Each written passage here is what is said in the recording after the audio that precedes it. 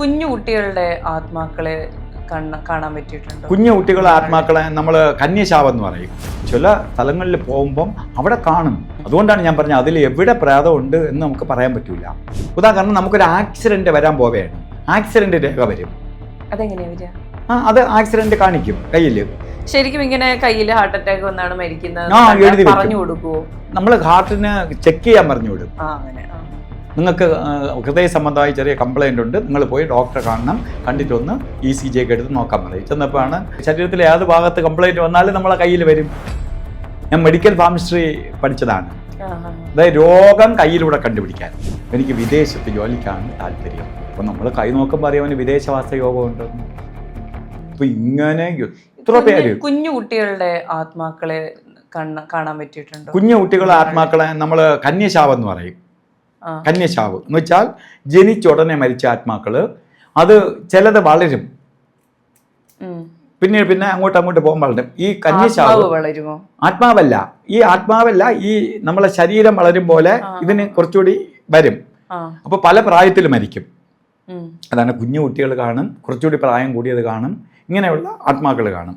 ഇതും ശരിക്കും അത് ഉപദ്രവകാരിയല്ല, പക്ഷെ കൊച്ചു കുട്ടികളെ ഉപദ്രവിക്കും. കളിക്കാനൊക്കെ അവരെ കൊണ്ടുവന്നിരിക്കും. ചുമ്മാ വയ്ക്കുമ്പം കവളിലിട്ട് നുള്ളിയിട്ട് പോകും. ഈ കൊച്ചു ഉറങ്ങി കിടക്കുമ്പോഴേ ഇത് കൊച്ചു എന്ന് പറയും, ഉറങ്ങി കിടക്കുന്ന കൊച്ചു കിടന്ന് വിളിക്കും. അപ്പോൾ രക്ഷകർത്താക്കൾ പറയും കൊച്ചിനെ കൊണ്ട് ആശുപത്രി പോയപ്പോൾ ഒരു കുഴപ്പമില്ല, ഒന്നുമില്ല, കുഞ്ഞ് ഉറങ്ങണില്ല, കുഞ്ഞ് ഉറങ്ങാൻ സമ്മതിക്കില്ല. നമ്മൾ നോക്കുമ്പോൾ അവിടെ കന്യശാവുണ്ട്. ആ കൊച്ച് ഇതിൻ്റെ കൂടെ കളിക്കുന്നതാണ്. എല്ലാവരും ഉറങ്ങുമ്പോഴേ കളിക്കാൻ പറ്റുള്ളൂ. അവരൊക്കെ നിൽക്കുമ്പോൾ സമയത്ത് വരാൻ പറ്റുമോ? ഈ കുഞ്ഞിനെ വന്ന് ഇങ്ങനെ ഉപദ്രവം, കാലിലെ പിടിച്ച് വലിക്കും, എന്തെങ്കിലും ചെയ്തിട്ട് ഉറങ്ങാൻ സമ്മതിക്കില്ല മൊത്തത്തിൽ പറഞ്ഞാൽ. അങ്ങനെ ഈ പാടൊക്കെ കുഞ്ഞിനെ മുഖത്തുണ്ട്, കവിളിലൊക്കെ പിടിച്ചതിൻ്റെ. അപ്പോൾ ശരീരം ഇല്ലെങ്കിൽ പോലും ചില പാടുകൾ കാണും. ചില ഈ ആത്മാക്കൾ പിടിച്ചിട്ട് കഴുത്ത് നെക്കിയതിൻ്റെ പാട് കാണും, നഖത്തിൻ്റെ പാട് ഉള്ളവർ വന്നിട്ടുണ്ട്. മനസ്സിലായില്ല? അപ്പോൾ അവർ ശരീരം ഇല്ല എങ്കിൽ പോലും അവർക്ക് ശക്തി ഉണ്ടെന്നാണ്. ആ ശരീരം അത്യാവശ്യത്തിന് എടുക്കാനുള്ള ശക്തി അവർക്കുണ്ട് ഈ ആത്മാക്കൾ. അങ്ങനെ അത് ചിലപ്പോൾ രൂപത്തിൽ വരും. ചിലപ്പം വന്ന് നമ്മൾ സ്വപ്നത്തിലല്ല ഉറങ്ങിക്കിടക്കുന്ന സമയത്തും അവിടെ രൂപം കണ്ടിട്ട് കാണിക്കാനുള്ള ശക്തിയുണ്ട് ചില ആത്മാക്കൾക്ക്. അങ്ങോട്ട് ഇതിലെ പോണതുപോലെ തോന്നും, ഇതിലെ വരണ പോലെ തോന്നും, നമ്മളെ ടച്ച് ചെയ്തതായിട്ട് തോന്നും. ഇതൊക്കെ ചെയ്യും. അതൊക്കെ കുറച്ചുകൂടി പവറുള്ള ആത്മാക്കളാണ്. മനസ്സിലായില്ലേ? അതാണ് കാരണം രാത്രി നല്ല പവറുള്ള ആത്മാവിൻ്റെ ഉള്ള സ്ഥലത്ത് കയറി കിടന്നു പോയാൽ അത് സംഭവിക്കുന്ന കാര്യം. ഉറങ്ങാൻ സംഭവിക്കില്ല, വലിച്ചു വലിയിടും, സ്വപ്നം ഉണ്ടാക്കും, ബഹളം ഉണ്ടാക്കും, ജനൽ പിടിച്ചടിക്കും, കതവിനെ പിടിച്ചടിക്കും, കതവിലിട്ട് ഇടിക്കും, ഭയങ്കരമായ ഒച്ചപ്പാടും ബഹളവും ഒക്കെ ഉണ്ടാക്കും. ഇതുണ്ട്. ഇവിടെ മാത്രമല്ല, നമ്മൾ വിചാരിക്കും ഇതൊക്കെ നമ്മളെ കേരളത്തിലോ ഇന്ത്യയിലോ ഒന്നുമല്ല. ഞാൻ പോയ എല്ലാ രാജ്യത്തും പ്രേതങ്ങളുണ്ട്. പലതരത്തിലുള്ള പ്രേതങ്ങൾ എല്ലായിടത്തും പ്രേതങ്ങളുണ്ട്. റഷ്യ പോയപ്പോഴും ഉണ്ടായിരുന്നു, പ്രേതത്തിനെ കണ്ടു.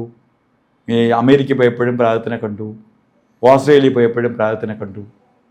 ഓസ്ട്രേലിയ ഞാൻ താമസിക്കുന്ന വീടിനകത്ത് ആ മുറിക്കകത്തുണ്ടായിരുന്നു, എനിക്ക് തന്ന മുറിക്കകത്ത് പ്രേതം ഉണ്ടായിരുന്നു.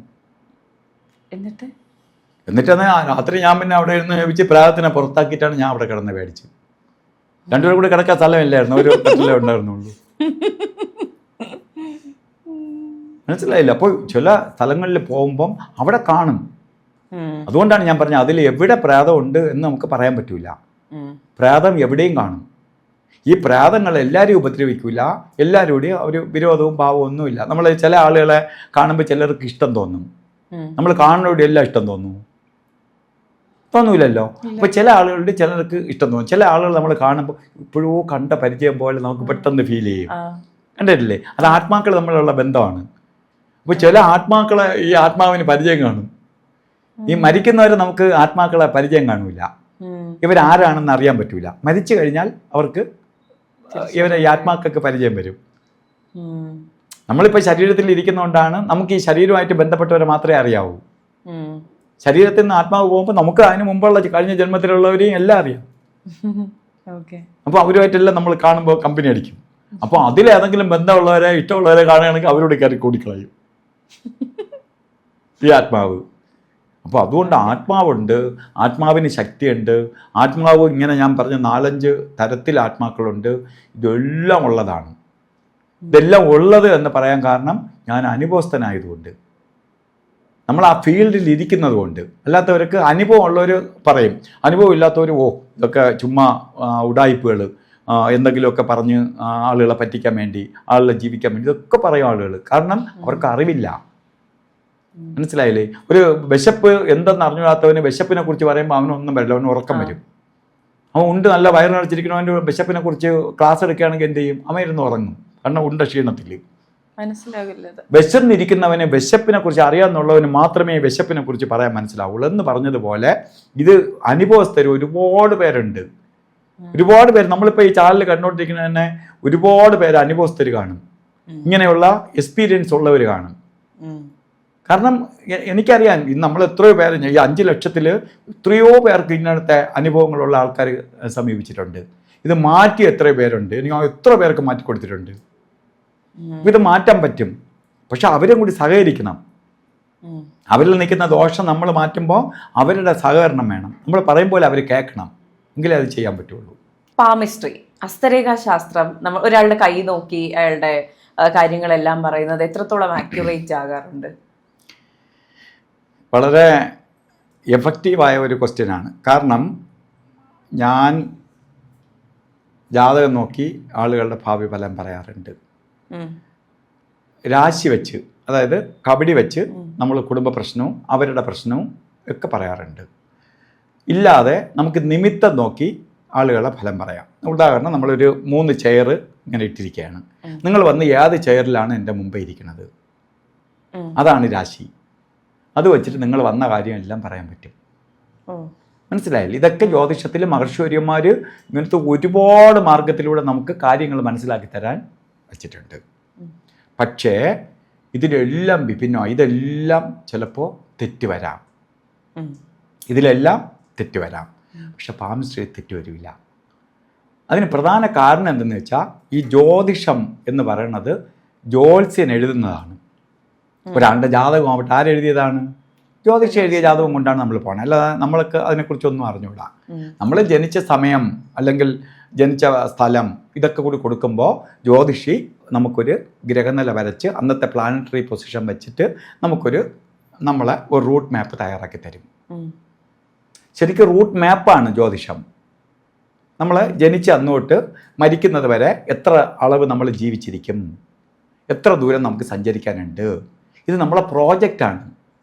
ഈ പ്രോജക്റ്റ് ചിലർക്ക് വലിയ പ്രോജക്റ്റ് കൊടുക്കും, ചിലർക്ക് ചെറിയ പ്രോജക്റ്റ് കാണുള്ളൂ, ചിലർ കുറച്ച് ദൂരം നിന്നിട്ട് അവർ നമ്മൾ പഠിക്കുന്നത് പോലെ തന്നെ ചിലർ മറ്റേ 10ാം ക്ലാസ് ആകുമ്പോൾ മതിയാക്കും, 10ാം ക്ലാസ്സിന് മുമ്പ് മതിയാക്കുന്നവരുണ്ട്.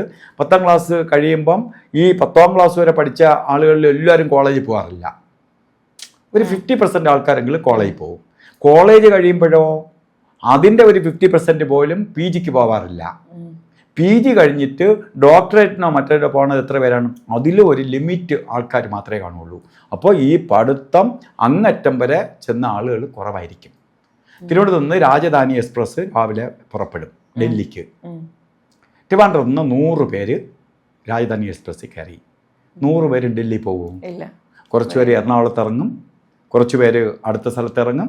അവസാനം ഡൽഹി പോകുമ്പോൾ ഈ 100 പേരിൽ ചിലപ്പം 10 പേർക്കകത്തേ കാണുള്ളൂ. ബാക്കിയുള്ളവരെല്ലാം വഴിയിൽ ഇറങ്ങി കഴിഞ്ഞിരിക്കും. ഇതുപോലെ തന്നെയാണ് ജനിക്കുന്ന എല്ലാവരും 120 വയസ്സ് വരെ ഒന്നും ജീവിച്ചിരിക്കില്ല. അപ്പോൾ അവർക്ക് ഇറങ്ങേണ്ട ഒരു സ്റ്റോപ്പുണ്ട്. ജീവിതത്തിൽ എല്ലാവർക്കും ഇറങ്ങേണ്ട ഒരു സ്റ്റോപ്പുണ്ട്. ഇത് നമുക്ക് കറക്റ്റ് മനസ്സിലാക്കാൻ, ഒരാളുടെ ഭാവി ഫലം കറക്റ്റ് മനസ്സിലാക്കാൻ വേണ്ടി കൈ മാത്രമേ ഉള്ളൂ. കാരണം കൈ മനുഷ്യൻ എഴുതിയതല്ല. കയ്യിലുള്ള രേഖകൾ ആരെഴുതിയതാണ്? ദൈവം എഴുതിയതാണ്. ജാതകം എഴുതുന്ന ആരാണ്? നമ്മളാണ് എഴുതിയത്. പക്ഷെ ഹസ്തരേഖയിൽ കയ്യിൽ വരച്ചിരിക്കുന്ന രേഖകൾ ഈശ്വരഹിതമാണ്. അപ്പോൾ നമ്മൾ ജനിക്കുന്നതിന് മുമ്പേ നമ്മളെ തലയിൽ എഴുതി വിടുകയാണ്. അതിൽ മാറ്റാനോ മറിക്കാനോ മറ്റേ റബ്ബർ ബാൻഡ് ഇതുകൊണ്ട് മാറ്റാനോ ഒന്നും പറ്റില്ല. കൈ രേഖ മാഞ്ഞു പോവുക അല്ലെങ്കിൽ എന്തെങ്കിലും മുറിവ് കൊണ്ടൊരു പുതിയ രേഖ ഉണ്ടാവുക, അതൊക്കെ പോസിബിൾ അല്ലേ? രേഖ മുറിവ് കൊണ്ട് വരണതൊന്നും പോസിബിൾ അല്ല. ഇങ്ങനെ ഒരു രേഖയായിട്ടല്ലേ അത്? അല്ല. ഞാൻ ഒരിക്കൽ ഒരു ചാനലിൽ ഇങ്ങനെ നമ്മളെ ശുക്രമണ്ഡലത്തിൽ, ഈ ശുക്രമണ്ഡലം എന്ന് പറഞ്ഞാൽ നമ്മളെ പെരുവിരലിൻ്റെ താഴെ ഭാഗത്ത് ഇങ്ങനെ കിടക്കുന്ന മണ്ഡലമാണ്. ഈ മണ്ഡലത്തിൽ കറുത്ത പുള്ളി വന്നാൽ, കറുത്ത പുള്ളി എന്ന് പറയുന്നത് ചിലർക്ക് മറുകായിട്ട് കിടക്കും, പണ്ടേ തൊട്ട്. അതിനൊന്നും പ്രാധാന്യമില്ല. പെട്ടെന്ന് വരുന്നതിനാണ് പുള്ളി എന്ന് പറയുന്നത്. ആ സ്ഥലത്ത് പെട്ടെന്നൊരു ഇൻഡിക്കേഷൻ വരും. വന്നാൽ കല്യാണം കഴിച്ച സ്ത്രീയാണെങ്കിൽ ഭർത്തൃ സംബന്ധമായി അവർക്ക് വിഷമങ്ങളുണ്ടാവും. ഭർത്താവ് സ്നേഹിക്കൂല, അല്ലെങ്കിൽ ഭർത്താവുമായിട്ട് എന്തെങ്കിലും വഴക്ക്, പ്രശ്നങ്ങൾ, നമ്മൾ എന്താണോ നമ്മൾ ആഗ്രഹിച്ച് ജീവിതത്തിലേക്ക് പോയതിൻ്റെ വിപരീത ഫലം വരും. അല്ലെങ്കിൽ ഭർത്താവിന് എന്തെങ്കിലും അസുഖം, അസ്വസ്ഥതകൾ ഇത് വരും. അല്ല, കല്യാണം കഴിക്കാത്ത ഒരു സ്ത്രീ, അപ്പോൾ അവളെ കയ്യിലാണ് ഇത് കണ്ടാൽ ഒന്നീ അവൾക്ക് നല്ല ഭർത്താവിനെ കിട്ടൂല, അല്ലെങ്കിൽ എന്ത് ചെയ്യും, പുരുഷ സംബന്ധമായി അപഖ്യാതി കേൾക്കും. നിനക്കിതാ നല്ലൊരു പണി വരാൻ പോവുകയാണ്, അവനോ നിനക്ക് നല്ല പണി തരും എന്ന് അവിടെ എഴുതി വെച്ചിരിക്കുകയാണ്. ഇത് നമ്മളെ മുന്നറിയിപ്പ് തന്നെയാണ് ദൈവം. അപ്പോൾ ഇത് എഴുതി വന്നു. ഇത് കണ്ടിട്ട് ഒരു പെണ്ണിന്റെ കയ്യിൽ ഇങ്ങനെ കണ്ട് അവൾ എന്ത് ചെയ്തു, ബ്ലേഡ് കൊണ്ട് ഇതിനെ അറുത്ത് കളഞ്ഞു. ഇതിനെ പേടിച്ചു, ഇതങ്ങ് അറുത്ത് കളഞ്ഞാൽ വരൂലല്ലോ. സംഭവം മനസ്സിലായി. അപ്പോൾ അറുത്ത് കളഞ്ഞു. അത് കഴിഞ്ഞിട്ട് കുറച്ചു ദിവസം കഴിഞ്ഞപ്പോൾ ഈ ആർത്ത മുറിവൊക്കെ കരിഞ്ഞപ്പോൾ അമ്മ ഈ കൊച്ചിനെ പെണ്ണുകൊണ്ട് വന്ന് ഒരു പെണ്ണിനെ കണ്ട്, ആ പെണ്ണിനെ കൊണ്ട് എന്നെ കൺസൾട്ട് ചെയ്യാൻ വന്നപ്പോൾ പറഞ്ഞു ഇങ്ങനെ ഇത് കണ്ട് ഞാനിതൊക്കെ അറുത്ത് കളഞ്ഞു, എനിക്കിതൊന്നും വേണ്ട, എനിക്കിതൊന്നും അനുഭവിക്കാൻ വയ്യ. ഞാൻ പറഞ്ഞു മോളെ, ഇത് നീ അറുത്ത് കളഞ്ഞുകൊണ്ട് ഇത് പോവില്ല, നിനക്കൊരു മുന്നറിയിപ്പ് തന്നെയാണ് ദൈവം. നീ ഇതിനെ അറുത്ത് കളയാൻ നീ ഇതിനെ അവഹേളിച്ച്, നമ്മളാൽ അത് മാറ്റില്ല, നമ്മൾ എന്നെ ശ്രദ്ധിക്കാൻ വേണ്ടി തന്നതാണ്. നമ്മളപ്പോഴും കഴിഞ്ഞ ഒരു കല്യാണ ആലോചന വന്നാൽ നല്ല പോലെ ശ്രദ്ധിച്ച് നടത്തണം. അതുപോലെ നിനക്ക് ഏതെങ്കിലും പ്രേമാഭ്യർത്ഥനയായിട്ട് ആരെങ്കിലും ചിരിച്ചു കാണിച്ചവൻ പല്ലുകൊള്ളാമെന്നും പറഞ്ഞ് അതിലേക്ക് ബാക്കിൽ നിന്ന് പോയാൽ അവിടേക്കും പല്ലും നവോ മാത്രമേ കാണുള്ളൂ. ഇതൊക്കെ ദൈവം നിനക്ക് മുന്നറിയിപ്പ് തരുന്നതാണ്. ഇതിന് പകരം നീ ഇതിനെ അറുത്ത് കളഞ്ഞിട്ട് നിന്റെ തോന്നിയവസ്ഥന് പോയാൽ നീ ഈ പണി വാങ്ങിക്കും. അപ്പൊ ഇങ്ങനെ ഒരു സംഭവം കണ്ടു. ഒരു ഉദാഹരണം ഉദാഹരണം അപ്പൊ ഈ പറഞ്ഞ സാഹചര്യം ആ ബന്ധം ഉപേക്ഷിക്കാൻ തീരുമാനിച്ച ഈ പ്രശ്നം അങ്ങ് മാറുമോ? അല്ല, അതൊക്കെ അഴിഞ്ഞു പോവും. ആ പ്രശ്നം നമുക്ക് എപ്പോഴും ഒരു രേഖ വരുന്നത് നമുക്ക് മുന്നറിയിപ്പാണ്. ഇപ്പൊ രേഖ അഴിയും, ഇത് കഴിഞ്ഞാൽ ആ രേഖ അഴിഞ്ഞു പോവും. ഉദാഹരണം, നമുക്കൊരു ആക്സിഡന്റ് വരാൻ പോവുകയാണ്, ആക്സിഡന്റ് രേഖ വരും. അതെങ്ങനെയാ വരിക? അത് ആക്സിഡന്റ് കാണിക്കും കയ്യിൽ, ആ രേഖയിൽ ആക്സിഡന്റ്. അപ്പൊ നമ്മൾ പറയും നിനക്ക് എല്ലാ രേഖയും നിങ്ങൾക്ക് അറിയായിരുന്നെങ്കിൽ ഞാൻ ഇന്ന രേഖയാണെന്ന് പറഞ്ഞു തരാമായിരുന്നു. അറിഞ്ഞിടാത്തോണ്ടാണ് ഞാൻ പിന്നെ അങ്ങ് ഉഴപ്പിക്കളയുന്നത്. അപ്പൊ നമ്മളെ കയ്യിൽ ഓരോ രേഖയും അതിനെ നമുക്ക് ഒരു ആക്സിഡന്റ് രേഖ വന്നു, ഓക്കെ, എനിക്ക് ഇന്ന സമയത്ത് ഇത്ര പീരീഡിനകത്ത് നിങ്ങൾക്ക് ആക്സിഡന്റ് വരും. അത് എങ്ങനെ ആക്സിഡന്റ് വരും എന്നും എഴുതി വെക്കും. വാഹനത്തിൽ നിന്ന് ആക്സിഡന്റ് വരുമോ, ആ വാഹനം അല്ലാതെ എങ്കിലും ആക്സിഡന്റ് വരുമോ, ഏത് ഭാഗത്താണ് ആക്സിഡന്റ് വരാൻ സാധ്യത, കാലാണോ ഒടിയാൻ പോണേ, കൈക്കാണോ കുഴപ്പം പറഞ്ഞത്, തലയ്ക്ക് അടി കിട്ടാൻ പോണോ, ഇതെല്ലാം കയ്യിൽ എഴുതി വെക്കും. ആക്സിഡന്റ് ഉണ്ടാവുമെന്ന് മാത്രമല്ല, എങ്ങനെ ആക്സിഡന്റ് ഉണ്ടാവുമെന്നും എഴുതി വെക്കും. നമ്മൾ ഒരാളിന് മരിക്കാൻ പോവുകയാണ്, മരണരേഖ വരെയാണ്, അതും നമ്മളെ കയ്യിലുണ്ട്. ആ രേഖ ജനിക്കുമ്പോഴേ തെളിയണം, അല്ലാതെ മരിക്കൊന്നുമില്ല. രേഖകളെല്ലാം നേരത്തെ എഴുതപ്പെട്ടിരിക്കുകയാണ്, അത് തെളിയുമ്പോഴാണ് ഫലം കിട്ടണേ. അപ്പൊ നമ്മൾ അപ്പോഴും വയ്ക്കും, അയ്യോ എങ്ങനെ മരിക്കുമെന്ന് എഴുതി വെക്കും. അപ്പോഴാണ് ഹാർട്ട് ലൈൻ ബ്ലോക്കായി കിടക്കണം, അപ്പോൾ ഹാർട്ട് അറ്റാക്ക് വന്ന് ചാവും. മനസ്സിലായില്ല? എന്തെളുപ്പം. അപ്പോൾ ഹാർട്ട് അറ്റാക്ക് വന്നാണ് ചാവാൻ പോണേ, സുഖം. അത് ഹാർട്ട് അറ്റാക്ക് വന്ന് ചാവുകയെന്ന് പറഞ്ഞാൽ സുഖമാണ്, ആർക്കും വലിയ ബാധ്യത ഇല്ലാതെ പോകും. ശരിക്കും ഇങ്ങനെ കയ്യിൽ ഹാർട്ട് അറ്റാക്ക് വന്നാണ് മരിക്കുന്നത് പറഞ്ഞു കൊടുക്കുവോ? നമ്മൾ ഹാർട്ടിന് ചെക്ക് ചെയ്യാൻ പറഞ്ഞു വിടും. നിങ്ങൾക്ക് ഹൃദയ സംബന്ധമായി ചെറിയ കംപ്ലൈൻ്റ് ഉണ്ട്, നിങ്ങൾ പോയി ഡോക്ടറെ കാണണം, കണ്ടിട്ടൊന്ന് ECG ഒക്കെ എടുത്ത് നോക്കാൻ പറയും. ചെന്നപ്പോഴാണ് 3 ബ്ലോക്ക് ഉള്ളത് കണ്ടത്, 4 ബ്ലോക്ക് ഉള്ളത് കണ്ടത്. നമ്മൾ ഇത്ര പേര് ആശുപത്രി എവിടെ ബ്ലോക്ക്, എന്ത് ശരീരത്തിലെ ഏത് ഭാഗത്ത് കംപ്ലൈൻറ്റ് വന്നാലും നമ്മളെ കയ്യിൽ വരും. ഞാൻ മെഡിക്കൽ ഫാർമസിസ്ട്രി പഠിച്ചതാണ്. അതായത് രോഗം കയ്യിലൂടെ കണ്ടുപിടിക്കാൻ, എന്ത് അസുഖം ശരീരത്തിൽ വരാൻ പോയാലും കയ്യിൽ വരും. ആദ്യം വരുന്നത് കയ്യിലാണ്. കയ്യിൽ വന്നിട്ടേ നമ്മൾ രോഗം ബോഡിയെ എഫക്റ്റ് ചെയ്ത് തുടങ്ങുള്ളൂ. പണ്ട് നമ്മൾ രോഗപ്രവചനം നടത്തിക്കൊണ്ടിരുന്നത് എങ്ങനെയാണ് മാഡം? അന്ന് മെഷീനറി ഒന്നുമില്ല, സ്കാനിങ് മെഷീനും ഇല്ല, ഒന്നുമില്ല, എക്സ്റേയും ഇല്ല. കണ്ടുപിടിച്ചുകൊണ്ടിരുന്നത് നമ്മളെ ഞാടി പിടിച്ച് നോക്കി, വിരൽ പിടിച്ച് നോക്കി, നഖത്തിൻ്റെ ഇവിടെ നോക്കുമ്പോൾ തന്നെ അറിയാം, കൈ നോക്കി, കണ്ണ് പിടിച്ച് നോക്കി ഒക്കെയാണ് നമ്മൾ രോഗപ്രവചനം നടത്തിക്കൊണ്ടിരുന്നത്. അതെല്ലാം കറക്റ്റായിരുന്നു, ഏത് ഭാഗത്താണ് കംപ്ലൈൻ്റ് എന്ന് കണ്ടുപിടിക്കാൻ പറ്റും. ഇന്നിപ്പോൾ എളുപ്പം മെഷീനറി. അപ്പോൾ കൈരേഖ, നമുക്ക് കൈരേഖയാണ് സത്യം. എന്തെന്നാൽ ഇത് മാറൂല. ഇതിൽ എഴുതി വച്ചിട്ടുണ്ടോ? നമുക്കിപ്പം ഒരാൾ ഉദാഹരണം പറയാണ്, എനിക്ക് ഗൾഫിൽ പോകണം, എനിക്ക് വിദേശത്ത് ജോലിക്കാണ് താല്പര്യം. അപ്പോൾ നമ്മൾ കൈ നോക്കുമ്പോൾ അറിയാം അവന് വിദേശവാസ യോഗം ഉണ്ടെന്ന്.